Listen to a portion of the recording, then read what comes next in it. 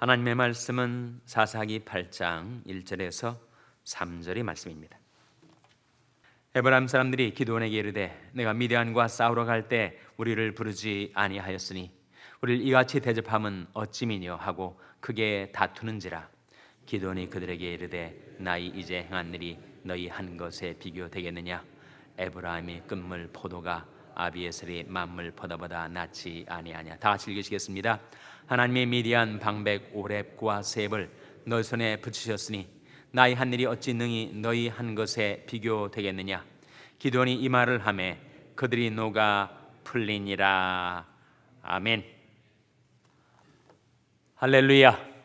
저에게 평강이 복을 기원하는 마음으로 샬롬 인사 나누시기 바랍니다. 샬롬. 샬롬. 오늘도 화요 새벽 기도에 잘 나오셨습니다. 화요 여성 성경 공부가 오전 10시에 진교실에서 있습니다. 우리가 기드온, 사사 기드온에 대한 이야기를 쭉 상고해 나가고 있는데, 하나님께서 므낫세 출신의 지파로는 므낫세 지파였죠.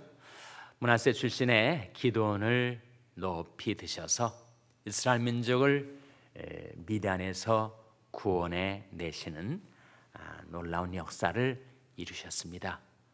불과 300명의 군사를 거느리고 활과 창과 칼을 쓴 것이 아니고 항아리, 횃불, 나팔을 가지고 거의 무수한 적군을 무찌를 수 있게 되었던 것, 그것은 전적인 하나님의 은혜, 하나님의 구원의 역사였습니다. 근데 거기에 쓰임을 받았던 인물이 바로 기드온이었죠. 물론 기드온 혈혈 단신, 그것을 이룬 것은 아니었고 300명의 군사가 함께했고, 또한 많은 이스라엘 지파가 미디안을 쳐부순 일에 결국 동원되고 쓰임을 받았습니다. 근데 전쟁이 승리로 돌아오게 되었을 때 그 승리의 전과를 누가 차지하는가, 그 공을 누가 더 많이 차지하는가를 놓고 또다시 이스라엘이 분쟁에 휩싸이게 되었습니다. 그 분쟁의 당사자는 바로 에브라임 지파였어요. 에브라임 지파는 이스라엘에서 가장 강성한 지파 아닙니까? 후구의 영웅이 에브라임 지파에서 나오지 않고 므낫세 지파에서 나오는 것이 자존심이 상하는 거예요. 그리고 그 미디안을 쳐부수는 과정에서 자기들이 한 역할이 너무 작았습니다.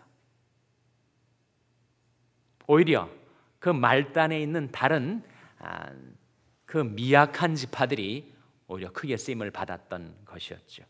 므낫세 지파, 스불론, 납달리, 아셀, 이런 지파들이 그 미디안 전쟁에 큰 공로를 세우고, 아니 이스라엘의 가장 강성한 지파인 우리 지파는 그렇게 나중에 두 방백을 잡아 죽이는 그 일에 쓰임을 받은 것이 여간 마음이 편치 않은 것이 아니었어요. 전쟁은 이스라엘의 승리로 돌아왔지만 그 승리의 공로를 누가 더 많이 인정받는 건가 하는 데 있어서 에브라임 지파가 기드온을 공격하기 시작했습니다. 1절 말씀 같이 읽겠습니다. 1절 말씀 시작. 에브라임 사람들이 기드온에게 이르되 내가 미디안과 싸우러 갈 때 우리를 부르지 아니하였으니 우리를 이같이 대접함은 어찌미뇨 하고 크게 다투는지라. 에브라임 지파가 가장 잘난 지파인데, 물론 이스라엘 12지파 중에서 제일 강력한 두 지파가 있기는 했습니다. 하나는 에브라임 지파고 또 다른 하나는 뭐였죠? 유다 지파였어요. 근데 미디안이 지금 북방에서부터 침공을 해왔기 때문에 지금 유다 지파는 이 일에 있어서 이미 빠져 있었고, 에브라임 지파는 지금 이 일의 장본인이 돼야 될 텐데 우리가 홀대를 받았다. 왜 다른 납달리, 스불론, 아셀 지파를 부르러 갈 때 왜 우리는 부르지 않고 전쟁 마지막에 와가지고 우리한테 도움을 청해서 우리가 방백 2명 잡아 죽이는 일에만 우리가 쓰임을 받게 했느냐? 기도는 당신 책임 아니냐? 당신이 총사령관인데 왜 우리 가장 강력한 에브라임 지파를 그렇게 대접을 했느냐? 대접을 한 문제를 놓고 지금 말을 하고 있습니다. 에브라임 사람들이 기도원에 이르되 내가 미디안과 싸우러 갈 때 왜 처음부터 우리를 부르지 아니하였느냐? 우리를 이같이 대접함은 어찌미냐 하고 크게 다퉜단 말이죠. 다른 또 연약한 지파들이 또 있지 않습니까? 이스라엘은. 근데 결국은 므낫세 지파와 에브라임 지파가 싸우는 꼴이 됐는데 이 므낫세와 에브라임은 어떤 관계죠? 원래 그 지파들의 맨 위 조상이 결국 한 사람이었습니다. 에브라임 지파의 조상은 에브라임이고 므낫세 지파의 조상은 므낫세인데 그 에브라임과 므낫세는 어떤 관계예요? 형제 관계 아닙니까? 더군다나 쌍둥이 아닙니까? 아버지가 누구였어요? 요셉이었죠. 요셉. 그러니까 이스라엘의 야곱의 12아들 중에서 요셉에게서 난 그 두 쌍둥이 에브라임과 므낫세, 가장 가까운 형제지간의 싸움이 일어난 거예요. 그 싸움은 나랑 아무런 상관없는 지구정 반대편에 있는 사람과 내가 싸우지 않습니다. 가까운 사람과 싸워요. 가족들과 싸우고 교인과 싸우고 직장에서 동료들과 싸우고.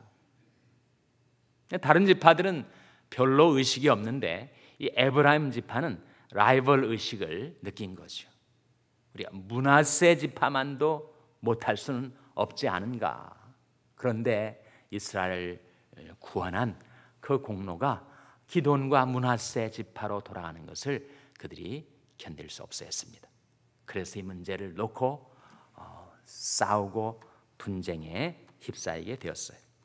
그때 2절의 기돈이 어떻게 그들에게 대답을 했는가? 이것이 이 분쟁에서 이스라엘이 벗어나게 된 해결의 실마리가 되었습니다. 자, 2절 말씀 같이 읽겠습니다. 시작. 기돈이 그들에게 이르되 나이 이제 행한 일이 너희 한 곳에 비교되겠느냐? 에브라임 끝물 포도가 아비에셀이 만물 보다보다 낫지 아니하냐? 이 무슨 말이에요? 기드온이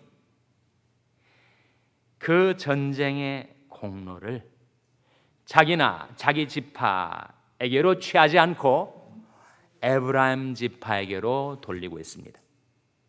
기드온이 그들에게 이르되 나이 이제 행한 일이 너희 한 것에 비교가 되겠는가? 너희 한 일은 내가 한 일에 비해서 훨씬 크고 영예로운 일인데 내가 한 일이 뭐라고 당신들이 한 일에 비교가 될 수가 있겠는가?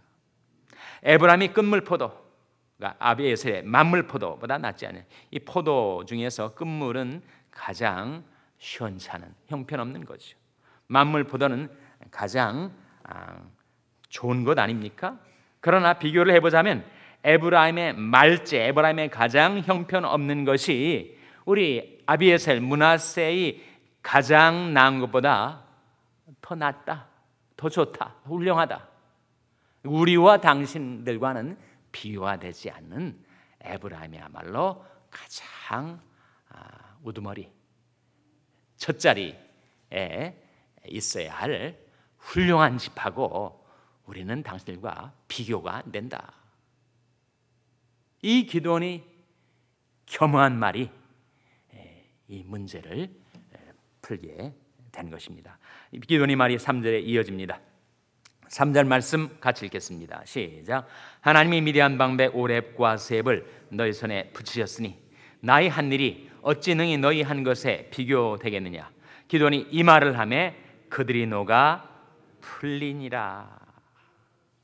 기도원이 하는 말이 하나님께서 미디안 방백 오렙과 셉을 너희 손 에브라임 지파에 붙이지 않았던가? 그러니 나의 한 일이 어찌 능히 너희 한 것에 비유가 되겠는가? 에브라임에 대한 칭찬이죠. 전쟁에서의 승리 크레딧을 에브라임에게 돌리고 있습니다. 이것이 아무런 근거도 없이 그냥 칭찬하는 말이 아니죠. 아부는 사람을 기분 나쁘게 합니다. 그러나 진정한 칭찬, 근거 있는, 이유 있는 칭찬은 모두 춤추게 한다고요? 고래도 춤추게 안 되는데, 이 말을 듣고 에브라임이 녹아 다 풀려버렸어. 우리가 아무것도 아닌 일들로 이렇게 비교하고 그리고 공로를 따지고 있었구나. 그런데 오히려 머쓱하게 된 것이고, 그리고 분쟁이 종식되고 말았습니다. 기드온은 정말 지혜로운 사람. 남마와 같이 얽혀있는 이 분쟁의 와중에 그것을 풀어갈 단서가 기드온이 겸손해서 잡히게 되지 않았습니까? 정말 기드온이 가졌던 지혜는 겸손에서 나오는 것. 어제 우리가 본 말씀 잠언 11장 2절에 누구에게는 뭐가 있다 했습니까? 겸손한 자에게는 지혜가 있느니라. 사람이 겸손하면 하나님이 지혜를 주신다고 하셨죠. 정직한 자를 위하여 완전한 지혜를 예비하시나니, 잠언 2장이 말씀인데, 하나님은 겸손하고 정직한 자에게 지혜를 주시지만 교만하고 거짓된 자는 하나님께서 다루십니다.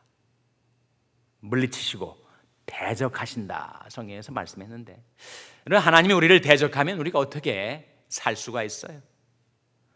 하나님이 우리를 물리치시면 우리가 어떻게 앞으로 나갈 수가 있겠습니까? 겸손한 자에게는 은혜를 주시고 지혜를 주십니다.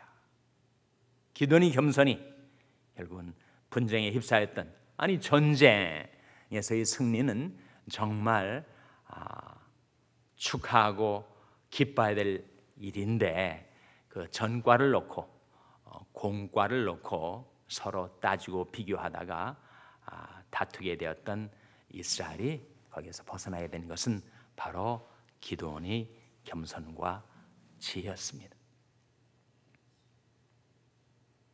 그런 말이 있습니다. 우리 하나님의 일을 하는 데 있어서도 우리는 남과 비교하기가 쉬워요. 그리고 그 공로를, 그 크레딧을 누가 더 많이 가져가는가에 대해서 우리는 많이 신경을 씁니다.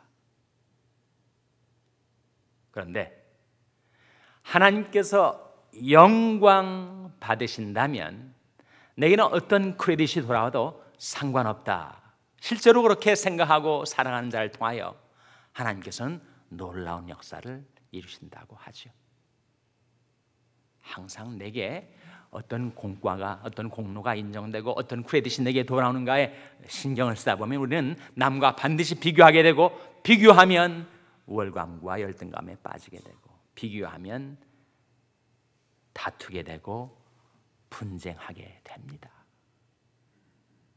빌립보서 2장 3절 4절 말씀에 아무 일에든지 다툼이나 허영으로 하지 말고 오직 겸손한 마음으로 각각 자기보다 남을 낮게 여기고 각각 자기 일을 돌아볼 뿐더러 또한 각각 다른 사람들의 일을 돌아보아 나의 기쁨을 충만케 하라. 그 나의 기쁨은 누구의 기쁨이겠어요? 물론 바울의 기쁨이겠지만 그것은 바로 하나님의 기쁨이죠.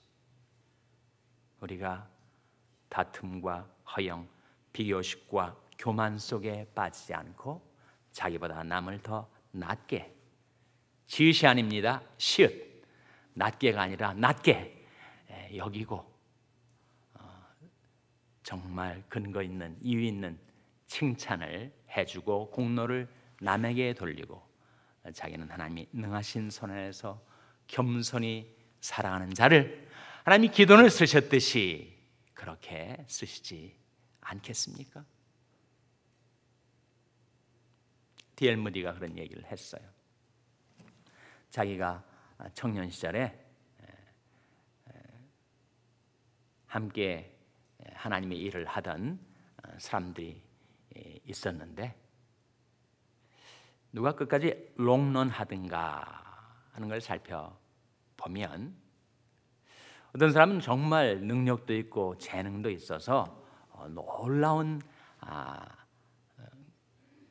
구령의 역사, 사람들을 그리스도께 인도하는 그런 역사를 한다는 거죠. 집회를 열고 복음을 전파해서 많은 사람들이 회심을 하는 그런 일을 이루면서 이제 집회에서 돌아가면서 서로 하는 말이 그가 이렇게 얘기를 했다는 거예요. 정말 우리는 이 시대에 탁월한 전도자가 아닌가. 그 말을 한 다음에 그 다음부터는 그 하나님의 일에 쓰임 받는 것을 못 봤다는 거예요.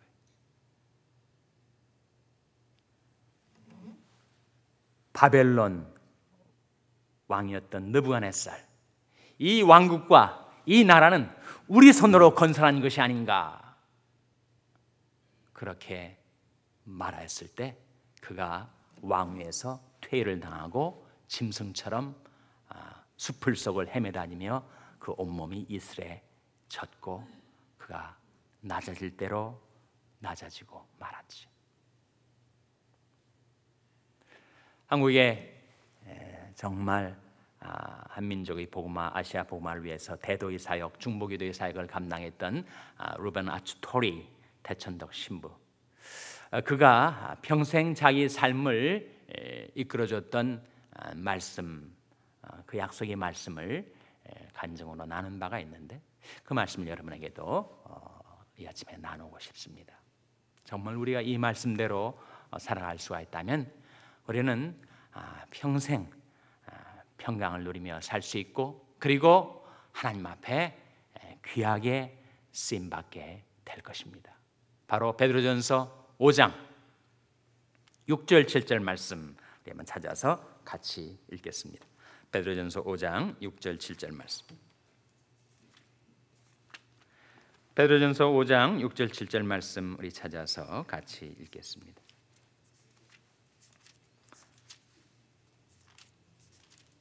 베드로전서 5장 신약성경 382면이죠.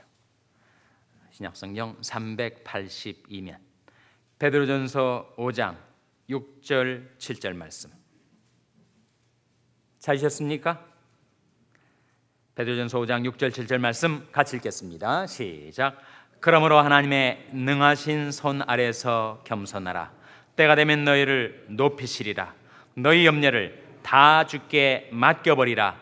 이는 저가 너희를 권고하심이니라. 이 두 말씀이 대천덕 신부로 하여금 평생 하나님 앞에 쓰임을 받게 해주었던 말씀, 우리가 평생 그가 평안을 누리며 살 수 있게 해주었던 말씀이라고 하였습니다. 그러므로 하나님이 능하신 손 아래서 겸손하라. 정말 하나님의 영광을 받으신다면, 하나님의 나라를 구하고 하나님 나라가 세워진다면 내게 돌아올 공과는 무슨 상관인가? 어제 하나님의 영광만을 위하여, 하나님의 나라만을 위하여 살아가는, 그래서 하나님이 능하신 손 안에서 겸손한 자를 때가 되면 하나님이 높여 들어 사용하시고, 모든 염려 다 주께 맡기고 날마다 하나님이 주시는 평강과 소망 속에 살아가시는 저와 여러분 될 수 있기를 주님의 이름으로 축원합니다. 기도하시겠습니다. 오늘 말씀 기억하며 하나님, 저희들도 오직 하나님의 영광, 하나님의 나라를 위해서 겸손히 봉사하며 살게 주시옵소서. 기도하시기 바랍니다. 우리 자녀들 위해서 기도할 때 하나님, 저희 자녀들에게 겸손과 지혜를 가르쳐 주시옵소서. 하나님의 영광을 위하여 쓰임받는 자녀들 되게 주시옵소서. 위하여 기도하시기 바랍니다.